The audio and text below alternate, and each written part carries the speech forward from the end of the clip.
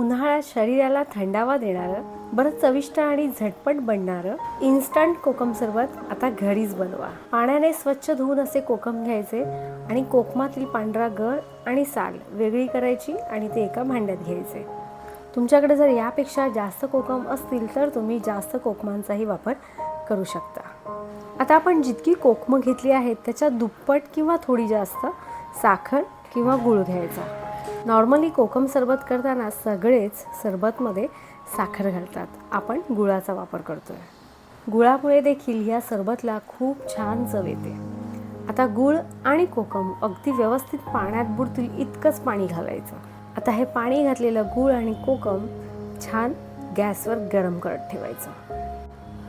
गूळ छान वितळून कोकमाचा अर्क देखील या पाण्यामध्ये छान उतरला पाहिजे असे हे कोकम चांगले शिजवून घ्यायचे।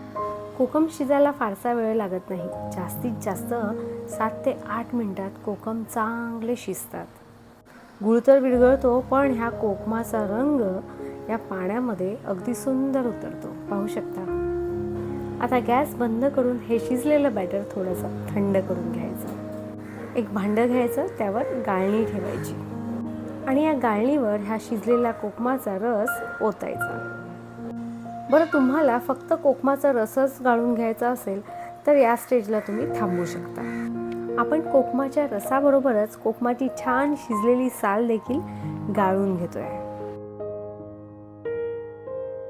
आहा, मस्त, अगदी पूर्ण शिजलेल्या कोकमाचा अर्क आपण शिजवून गाळून घेतला आहे, तो देखील गुळामध्ये।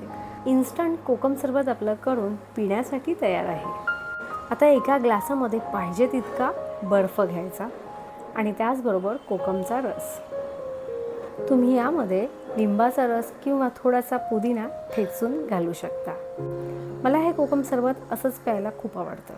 कोकमामुळे शरीराला थंडावा मिळतो, पचन सुधारतं आणि महत्त्वाचं म्हणजे थकवा दूर होतो। त्यामुळे तुम्ही सुद्धा असं कोकम सरबत नक्की ट्राय करा आणि कमेंटमध्ये तुमचा अनुभव मला आवर्जून सांगा। कधी केलंस?